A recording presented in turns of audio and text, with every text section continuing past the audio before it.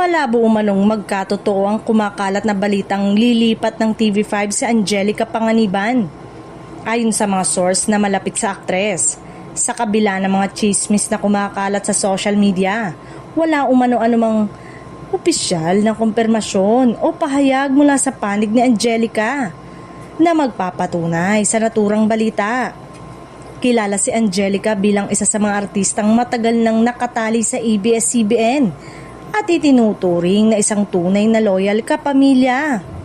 Mula pagkabata hanggang sa kanyang pagiging isang respetadong aktres ngayon, halos sa Kapamilya Network niya binuo ang kanyang pangalan, reputasyon at matibay na pundasyon sa industriya ng showbiz.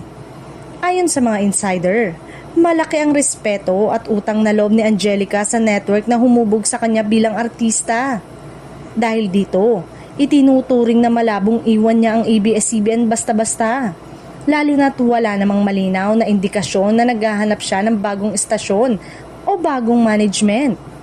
Dagdag pa rito, sa mga nagdaang panayam at pahayag, paulit-ulit na ipinapakita ni Angelica ang kanyang pagpapahalaga sa mga taong naging bahagi ng kanyang journey sa industriya.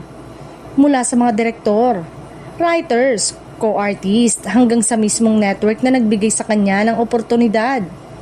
Para sa maraming fans at taga-subaybay, malinaw na ang mga balitang lilipat siya ng TV5 ay isa lamang haka-haka at pinalalaki ng social media at mga hindi beripikong source. Wala ring lumalabas na opisyal na anunsyo mula sa TV5 o sa kampo ni Angelica na magpapatunay sa naturang issue. Sa ngayon, nananatiling matatag ang imahe ni Angelica Panganiban bilang isang loyal kapamilya at patuloy siyang sinusuportahan ng kanyang mga tagahanga na naniniwalang hindi niya basta-basta iiwan ang network na naging tahanan niya sa loob ng maraming taon ng kanyang karera sa showbiz.